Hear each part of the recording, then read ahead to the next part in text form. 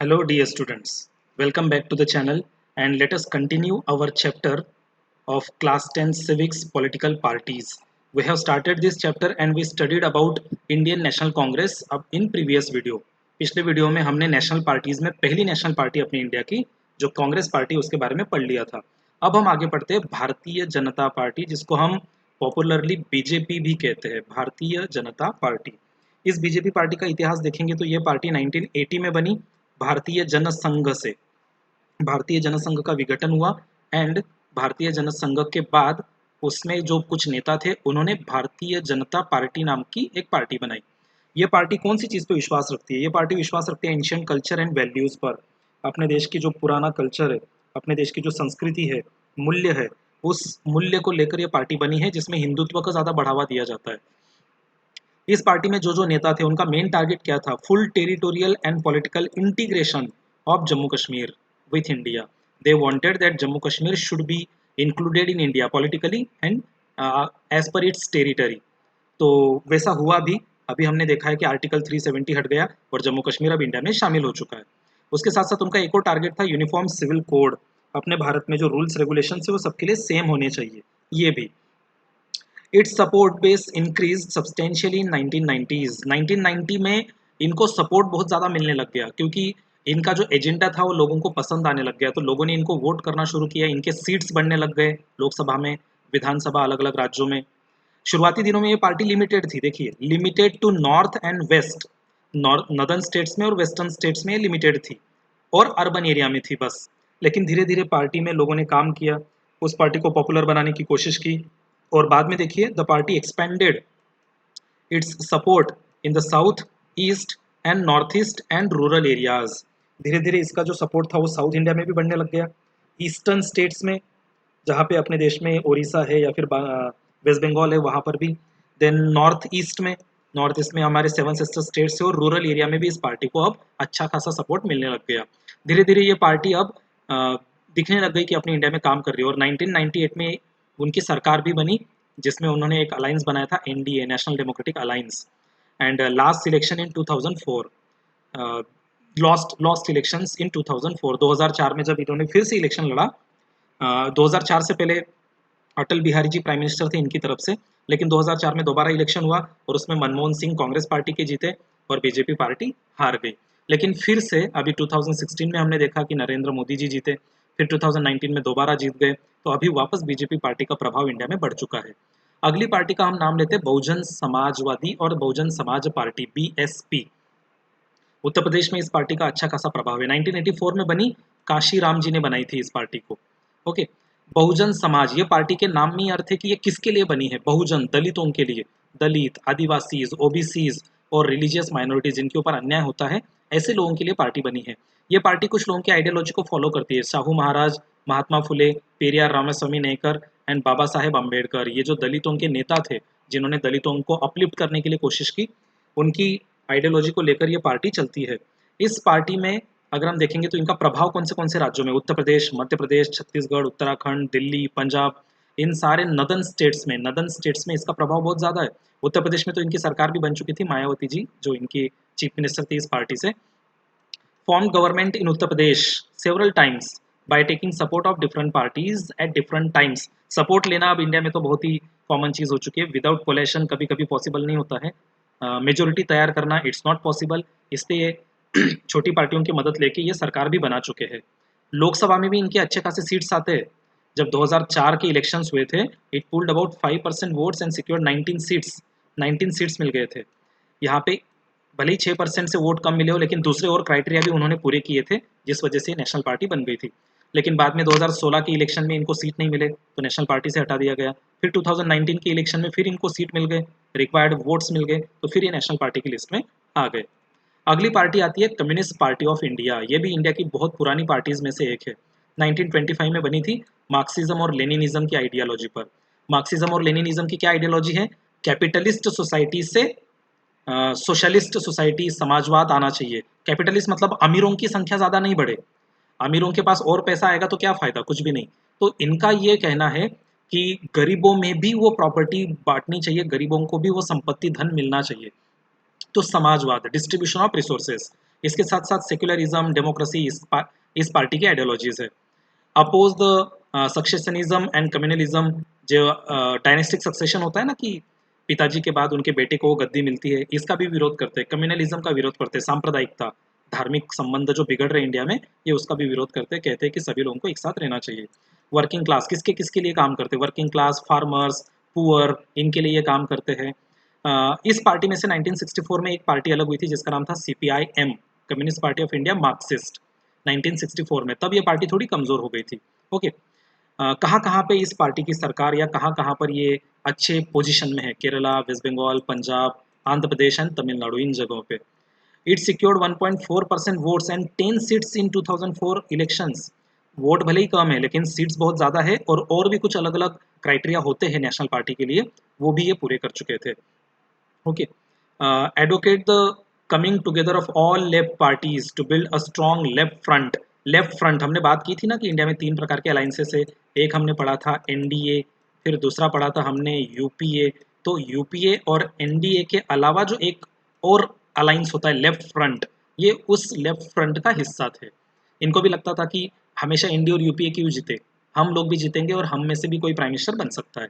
जो इस पार्टी में से एक पार्टी अलग हुई थी 1964 में, उसके बारे में पढ़ते हैं, communist party of India Marxist, जो CPI में से अलग हुई थी। ओके, फाउंडेड इन 1964, जो स्पेशली मार्क्सिज्म और लेनिनिज्म, इनकी भी आइडियोलॉजी सेम है लेकिन शायद कुछ चीज़ों में इनकी अनबन हुई होगी। ये भी देखो कौन सी चीज़ों को सपोर्ट करते हैं। सोशलिज्म, मतलब रिसोर्सेज इक्वली सबको मिलने चाहिए। सेक्युलरिज्म, देश में सभी धर्मों के लोगों को इक्वल इंपॉर्टेंस मिलना चाहिए। डेमोक्रेसी को सपोर्ट करते हैं। इंपेरियलिज्म का विरोध करते हैं कि देश में राजशाही नहीं होनी चाहिए। कम्युनलिज्म का विरोध करते हैं। तो दोनों की आइडियोलॉजी हमें सेम लगती है।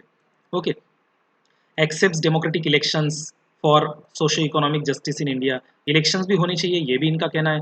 सपोर्ट इन वेस्ट बंगाल, अब इनको भी सपोर्ट कहाँ है? जहाँ पे CPI को था, वेस्ट बंगाल, केरला, त्रिपुरा। स्पेशली गरीब लोग इनको अच्छी तरह से वोट करते हैं क्योंकि ये गरीबों के लिए काम करते हैं। फैक्ट्री वर्कर्स वोट करते हैं, फार्मर्स वोट करते हैं, एग्रीकल्चरल लेबर्स इसको वोट करते हैं, इंटेलिजेंसिया के लोग इनको वोट करते हैं। बहुत सारे लोग जो अलग अलग डिपार्टमेंट्स में हैं वो उनको सपोर्ट करते हैं। Critical of new economic policies, ये कभी कभी न्यू इकोनॉमिक पॉलिसीज का विरोध करते हैं, ताकि क्योंकि उन न्यू इकोनॉमिक पॉलिसीज में गरीबों का शायद कोई स्थान नहीं है, इसलिए।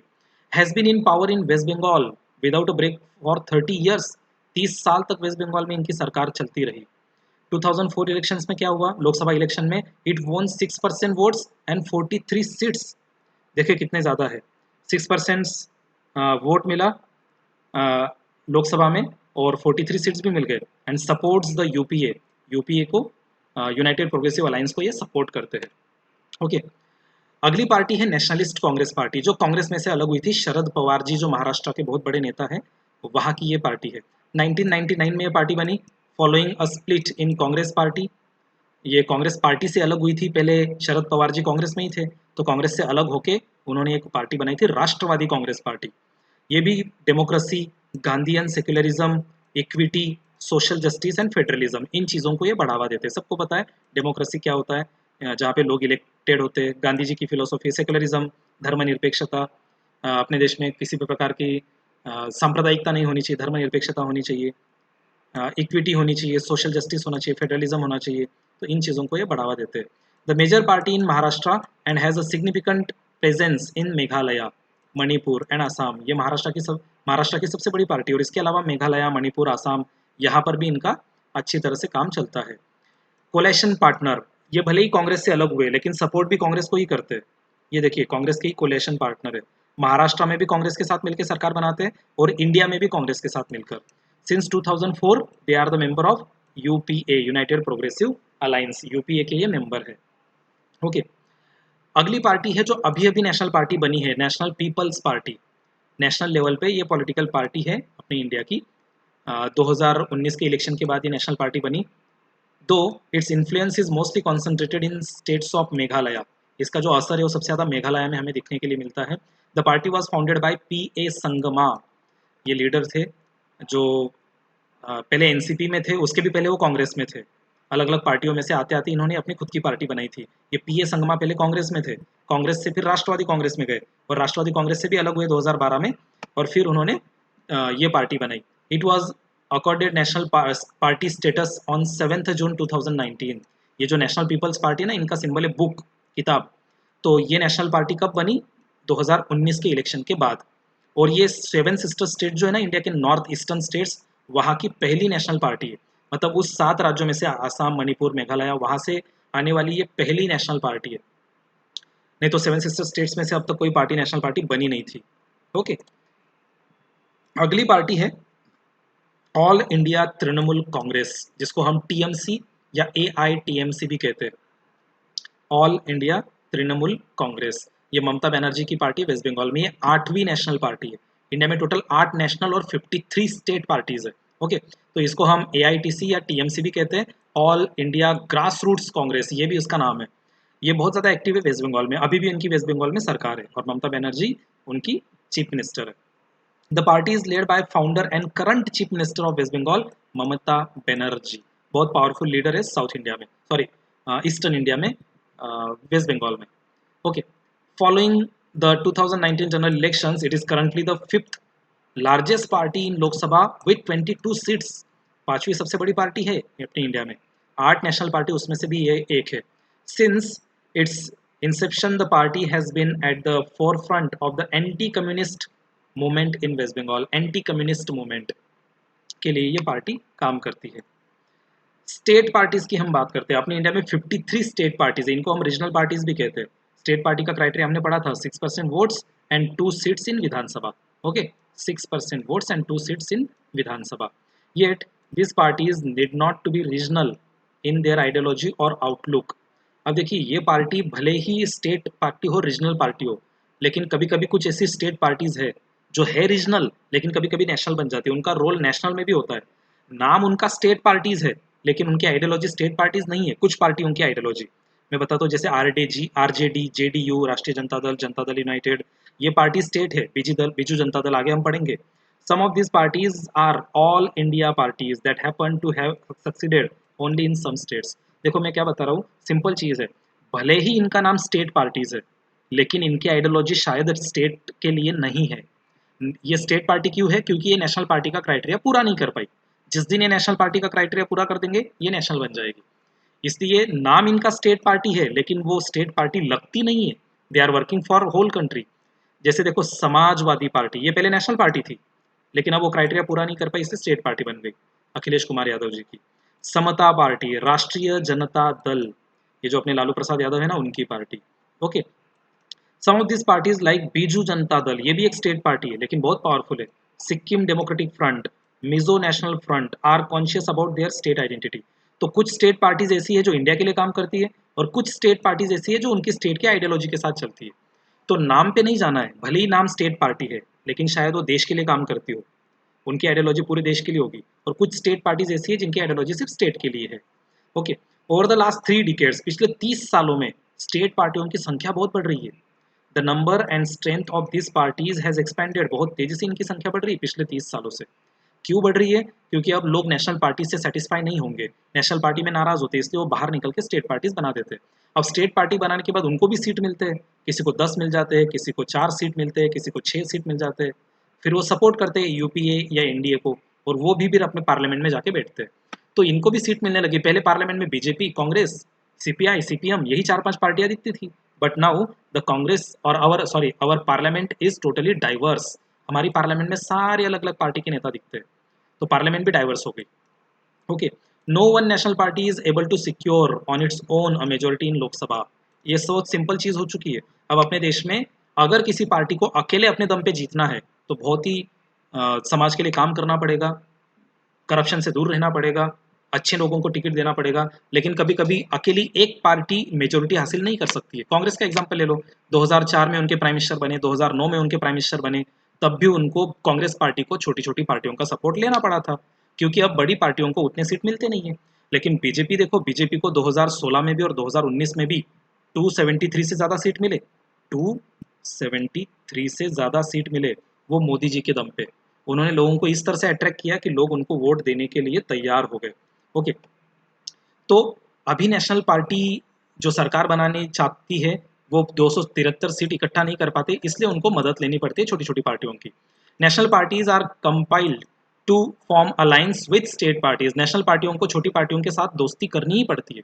Since 1996, nearly every one of the state parties has got an opportunity to be a part of one or the other national level coalition government.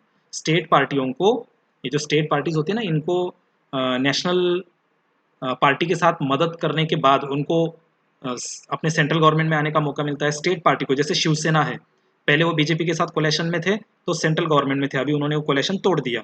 बहुत सारी छोटी छोटी पार्टियां बीजेपी के साथ कोलेशन में है। एलजेपी है, लोक जनशक्ति पार्टी, चिराग पासवान, उनके जो पिताजी की अभी डेथ हुई, रामविलास पासवान जी की, तो वो भी स्टेट पार्टी है, लेकिन नेशनल पार्टी के साथ सेंट्रल गवर्नमेंट तक उनका दबदबा है। This has contributed to the strengthening of federalism and democracy in our country. National state पार्टियों को इतना मौका मिल रहा है, इसलिए अपने देश में फेडरलिज्म मजबूत होता है। स्टेट पार्टियों को मौका मिलेगा मतलब सेंट्रल गवर्नमेंट भी काम कर रहा है, स्टेट गवर्नमेंट भी। तो स्टेट पार्टियों का आगे बढ़ना, that is good, and it is offering leadership. इसकी वजह से बहुत सारे लोगों को आगे बढ़ने का मौका मिल रहा है। ओके, अब अगला पॉइंट जो हमारा रहेगा वो है challenges to political parties. Political party काम तो बहुत करती है, लेकिन काम करते वक्त वो कुछ प्रॉब्लम्स को सॉल्व नहीं करती है, कुछ प्रॉब्लम्स उनको सॉल्व करने चाहिए, वो सॉल्व नहीं करते। तो देर आर सम चैलेंजेस जो हम अपने नेक्स्ट वीडियो में पढ़ेंगे। ओके, सो तब तक के लिए थैंक यू वेरी मच, और चैनल को सब्सक्राइब और शेयर ज़रूर करें। Okay, bye bye.